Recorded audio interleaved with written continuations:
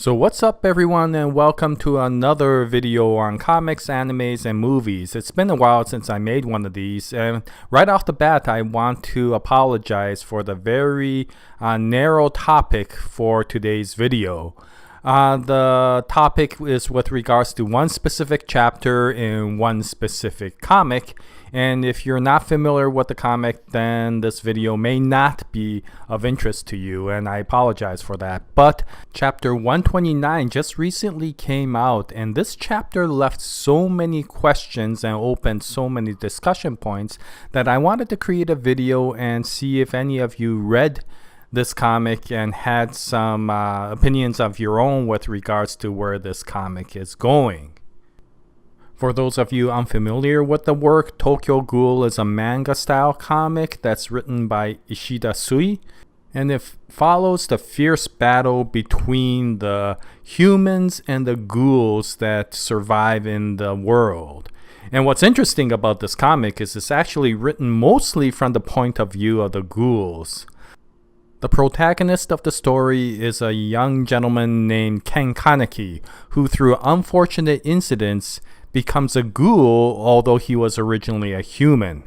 And this comic, if you haven't read it and am interested in it, I do have to warn, is a very dark and quite a violent comic. So if you are interested in something like that, then this comic may be of interest to you, but if you're not, then this may not be to your taste.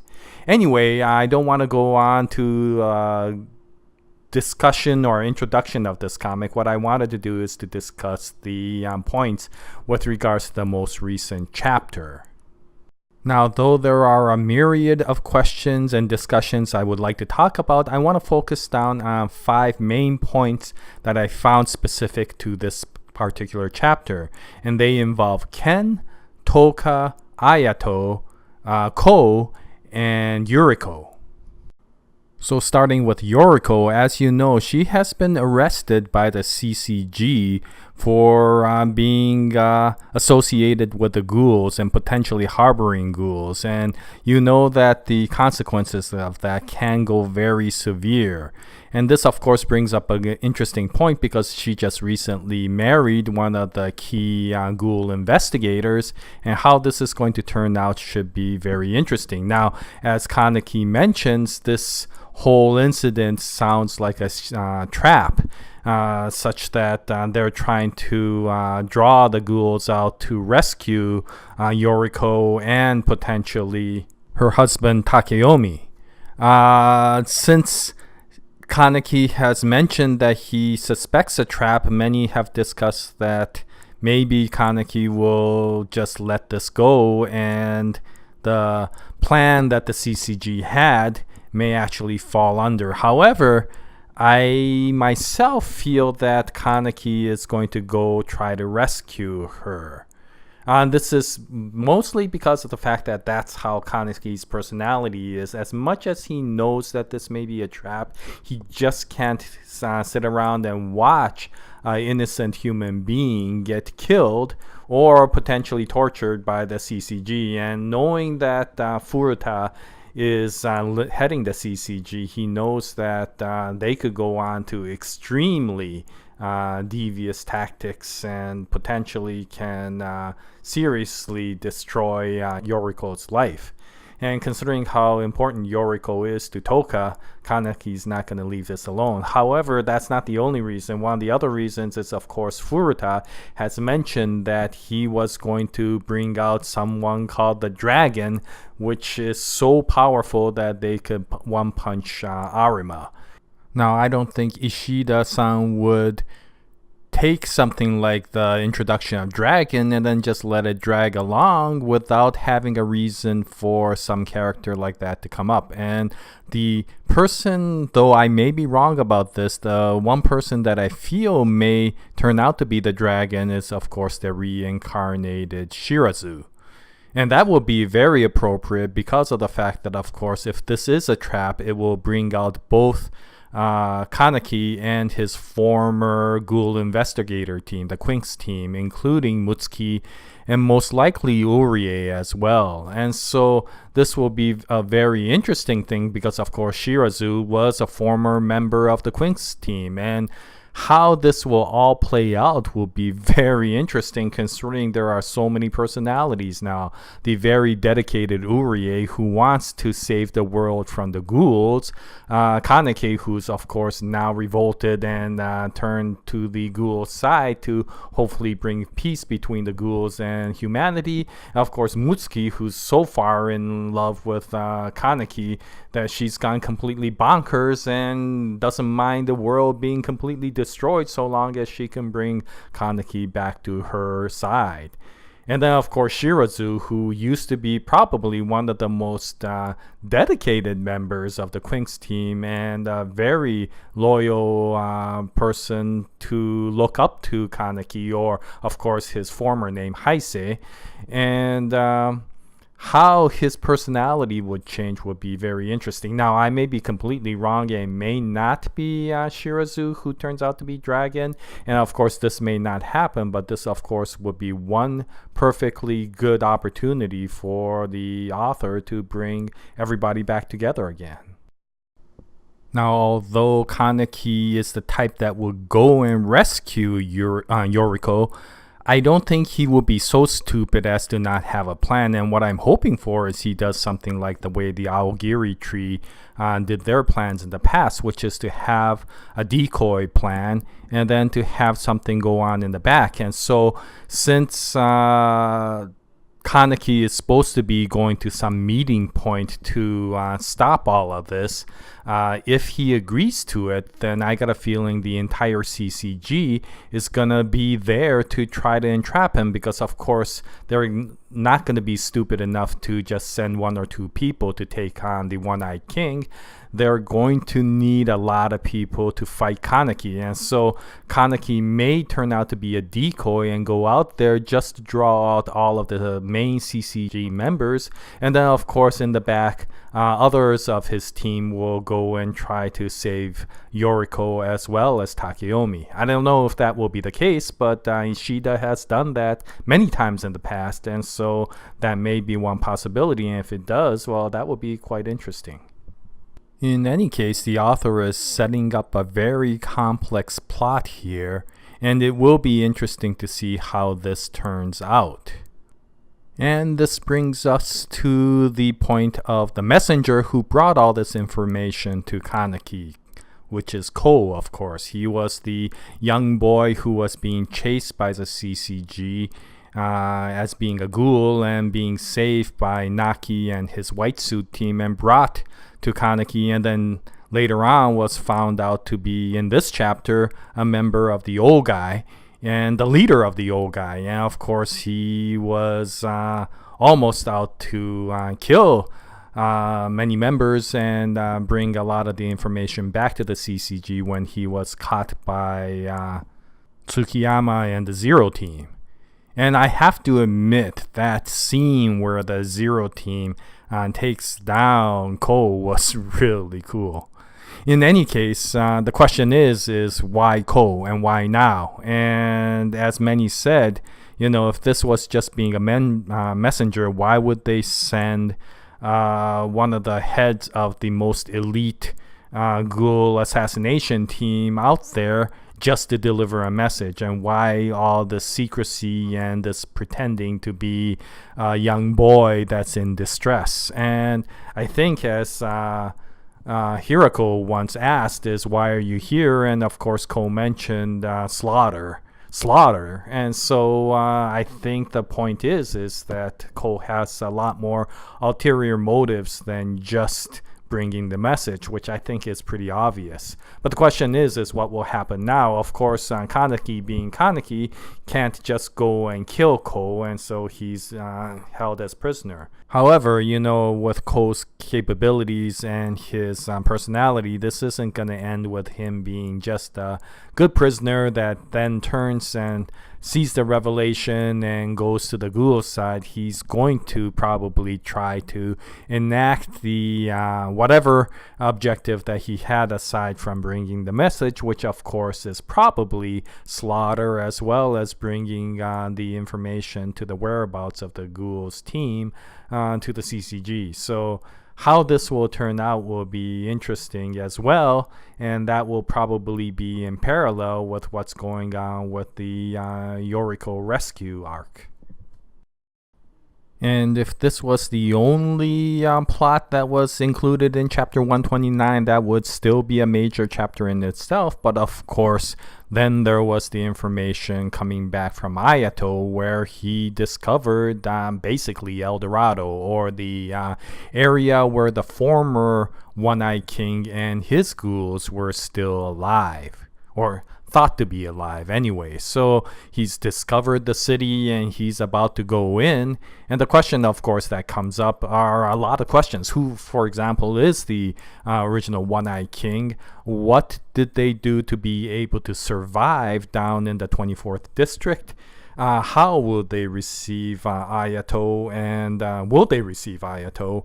And what will Ayato do to be able to convince the former One-Eyed King and the old ghoul society to team up with Kaneki and Goat to be able to take on the CCG? And will they even do that? I mean, it sounds like the former or the old ghoul society is living in peace down in District 24, and so why should they even team up with Ayato, Kaneki, and all of the rest of the GOAT members just to take on the CCG? I mean, that would be maybe complete suicide for them. But Ishida doesn't bring these things up just out of trivia. It's probably not going to be, oh yeah, just go back, we reject you. There's a good possibility that something's going to happen. Either that the GOAT will find yet another enemy, this time being the ghouls, or possibly that the One-Eyed King will join the new One-Eyed King and try to help him bring peace to the entire world between the ghouls and the humans. Well, I don't know what will happen, but whatever happens, it will start with Ayato's interaction with the old ghoul society, and of course we'll have to wait for future chapters to see what happens. And of course that brings us to Toka. And from this chapter we of course are quite certain that she is pregnant, and of course Kaneki's a dad now. And of course the big question is not just that is she pregnant, but how is she going to be able to deliver the baby? As we found out in the past, a hybrid between a human, which of course Kaneki originally was and genetically is, and Toka, who's a ghoul, can result in disastrous effects. If the mother is a human, then of course the ghoul doesn't get any of the nutrients necessary to be able to survive, because of course human food is considered poison to a ghoul. And of course if the mother is a ghoul, then because it's potentially a human fetus, then the body may actually recognize that as food and feed on the fetus and potentially destroy the pregnancy. And so in this case, of course, since Toka is a ghoul, then there is a potential that her body will actually consume the baby. And what's interesting is her solution for that was to try to eat human food, which of course may work if the mother is human and they're trying to eat human flesh so that the ghoul can survive. In this case, I'm not sure if this will work because of course, if you're eating human food, I'm not exactly sure if that will potentially make the baby survive. Because if anything, if you start eating human food, the ghoul body may actually crave for human flesh and may actually attack the baby even more. If anything, I would think that trying to overfeed yourself with human flesh so that the body never needs to try to consume the baby would turn out to be a more appropriate case. But there may be more to this than just misunderstanding. As you know, Arima said that under certain conditions, ghoul-human hybrids can actually take on a human characteristic rather than a ghoul. And of course, Arima turned out to be the biggest example of that. And maybe Toka is trying to consume human food so that her body will steer towards delivering a hybrid that has human characteristics rather than ghoul characteristics. In any case, I would presume that more of why Toka is trying to consume human food will become clear as her pregnancy moves along, and of course the story moves along. And this finally brings us to Ken Kaneki himself, the One-Eyed King. And the question that keeps coming up is some of the hints that's coming out with regards to the most recent stories, with chapter 129 being no different. What the heck is happening to Ken? Is Kaneki dying? I'm not exactly sure. There's all these indications that something's going wrong with him. One is that he doesn't seem to be able to get away from all this blood that seems to be on him. I mean, when he kind of came back from the outside world, he seemed to be completely covered in what looked like blood. And I'm not sure if all of it was somebody else's or if it was his. It's really hard to tell. But even in chapter 129, after he took a shower and is supposed to be completely fine, he seems to be bleeding out of his eye or somewhere in his head that can't be stopped. So is something progressing along in Ken's physiology that's making it deteriorate his body? The other thing that's interesting is there's all these hints that you see in the scenery, such as the wheelchair that you see in the meeting room. And why is that thing there? Does Ken Kaneki require some sort of assistance to keep moving? Now, I don't think that's always the case, because of the fact that if that was, he wouldn't be able to go up to battle the CCG and disarm the people without, of course, killing them. But at the same time, maybe once he comes back, he is in such a devastating state that he has to be immobile and sit on a wheelchair to actually recover. I'm not sure, And then, of course, finally, one of the kind of the bothersome area is the conversation he had with Tsukiyama, where he's telling him and asking Tsukiyama to make sure that the Ghoul Society and their goals of what they wanted gets achieved, regardless of whether Ken Kaneki is there or not. And of course, the question that comes up is, why is he bringing that up? Finally, of course, when Tsukiyama was kind of showing Ko around, when Ko was pretending still to be that innocent child, there was a little bit of sadness and some grief that Tsukiyama was mentioning when he was talking about their king, which of course is Kaneki, and the dreams that he had. And so is something tragic happening to Ken Kaneki? And will there be something that will come up even further that will kind of bring out his mortality? It's kind of interesting to see. It's really hard to imagine Tokyo Ghoul without Ken Kaneki. Of course, Toka is already pregnant, and are we going to see one of those situations where there's a generation change in the comic? It's a little bit hard to say. And the other thing, of course, is if Ken Kaneki is getting sick, there may be some assistance that he could get in some of the people who he has worked with. Of course, that doctor who saved Akira can also maybe help him out. It's a little bit hard to say, but yeah, it'll be interesting to see what happens. Also, does Toka know about any of this situation with Kaneki? And does Kaneki know that Toka is pregnant? All of this is still a little bit of a question that goes up, and probably we'll hear more about it as the story progresses. Okay, so those are the questions and some of the speculations and discussions I had with regards to Tokyo Ghoul on chapter 129. It is a really good comic. I really do enjoy it. It's a very emotional comic. It can be a very sad comic, but I do find that I want to learn more and know more as the comic continues, which is a sign of a very good comic. Okay, so if you do read this comic and if you have some opinions of your own, then I would like to hear about them.